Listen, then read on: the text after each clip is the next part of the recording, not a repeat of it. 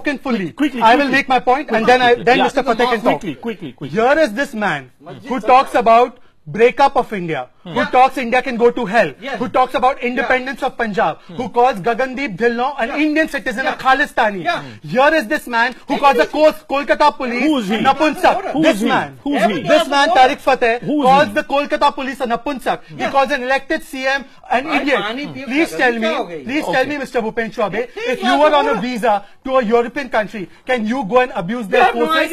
Can you call for the breakup of their country? Can you abuse their elected representatives? And do you know, forget everything else. He's the poster boy of RSS. Can I just say this? He has abused Mr. Modi as well. He says Mr. Modi is a liar when he says ISIS has nothing to do with Indian Muslims. No, hold on. So I want, don't touch me, Mr. Fateh. I am telling you, don't touch me. Do not touch me. Do not.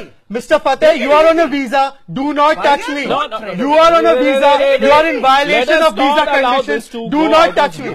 Do not touch me. And as far as the mosque is concerned, if you ever went to a mosque where Mr. Fateh calls the Kolkata police Napunsak, why does he call the police?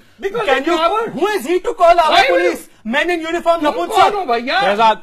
I will be forced. I can tell you. Okay. I just want the to know. Calcutta police. Criticism points against you, which are being made by Shehzad. India's breakup, yes or no? Are being made by a lot of people. 1 second. Are being made by a lot of people. 1 second. You have a question and I will answer you. Yes. I want to know how are you answering. Just a second. Calcutta police are cowards. The journalists who support the Calcutta police and I'm representing myself. Are you playing someone else's game or is this just? I'm representing Raw's game. Do you like to hear that? Well, I do not know whose game are you representing. It's your agency.